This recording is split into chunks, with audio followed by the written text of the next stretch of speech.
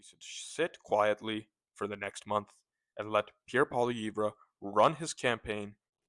Oh boy, we have what we call here a major screw up by Danielle Smith, thinking that she is riding high and really making waves in her strategy to deal with the US and the tariffs coming from there.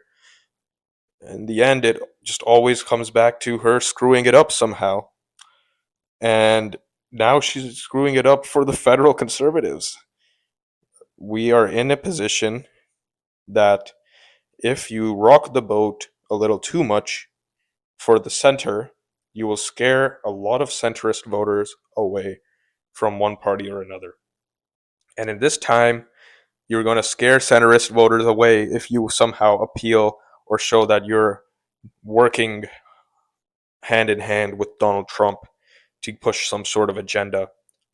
And what Smith has done very successfully is she's shown herself as a collaborator with Donald Trump against many of the premiers and as well as the federal government. Whatever you might think in that right, she has worked more coherently with the US administration despite not achieving any results in that regard. She went down to the Mar-a-Lago, she went to Washington, she went to Florida, right? And I don't think I've seen any benefit for Alberta so far. The 10% oil and gas tariff is still in place, and that was going to be the case before she was also moving down there and doing her maneuvers. Now, in her further ambition of trying to use her so called diplomatic strategy to deal with tariffs, she went on Breitbart, the far right American media network, that will, of course, make some Canadians very uncomfortable when they see one of their leaders associating with such a group of people. She went on there and she said the following. Here's a global news article, and here's the exact quotes of what she said. To quote Danielle Smith, because of what we see as unjust and unfair tariffs, it's actually caused an increase in support for the liberals. And so that's what I fear, is that the longer this dispute goes on, politicians posture, and it seems to be benefiting the liberals right now. She continues on to say, I would hope that we could put things on pause, is what I've told administration's officials, i.e., Donald Trump administration officials. Let's put things on pause so we can get through an election. Let's have the best person at the table make the argument for how they would deal with that. And I think that's Pierre Poilievre. Then here's the real home run in the comments she made.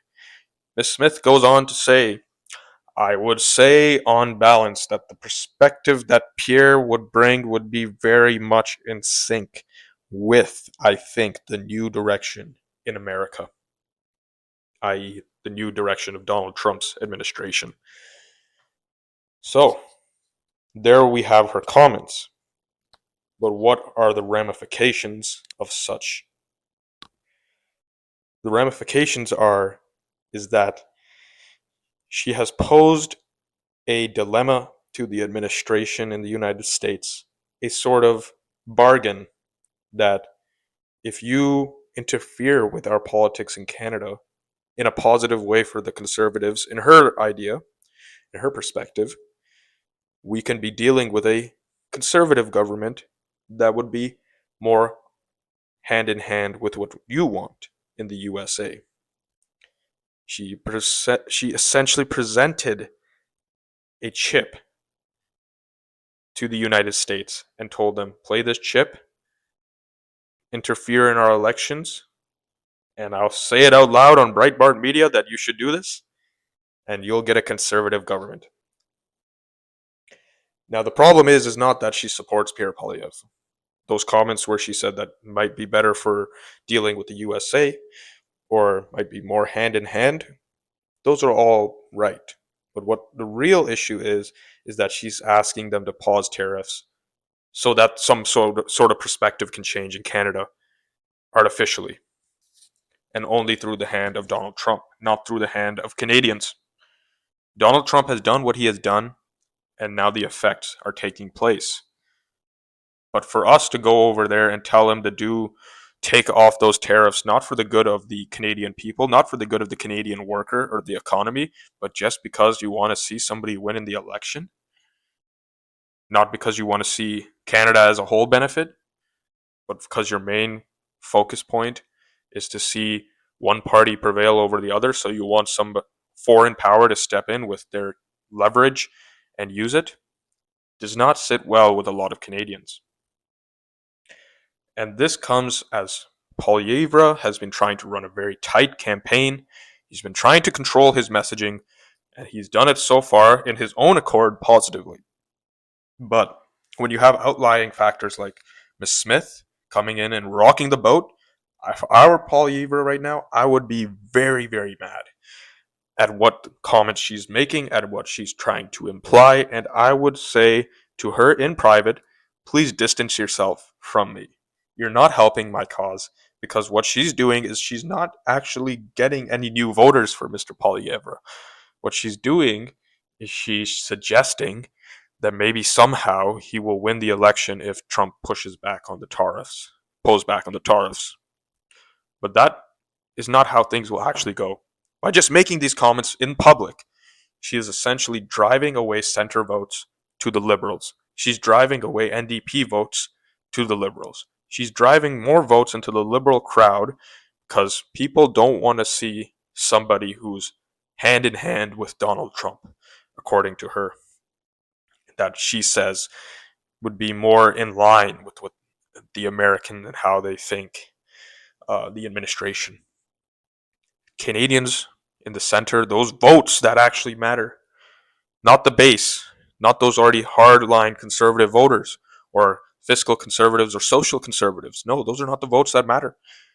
Those voters are already going to vote for Poilievre. It's those center votes, those social conservatives who are more socially left. Not, I'm talking about the social right will already be in the party of the conservatives, but the social left, the fiscally responsible conservative who's more centrist, they're going to hear this. They're going to be thinking, Team Canada. What about Team Canada? What about Canada? How could you be confiding with the enemy to help one leader win over the other? I'm going to go ahead and vote for the Liberal Party.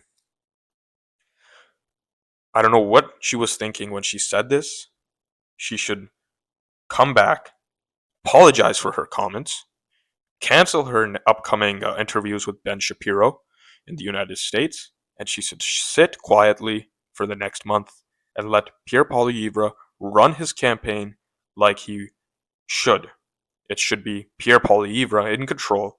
His messaging is strong, his perspectives are strong, and it seems to me that if you let somebody like Danielle Smith, who is unstable, do what she's doing, you will see another Liberal government.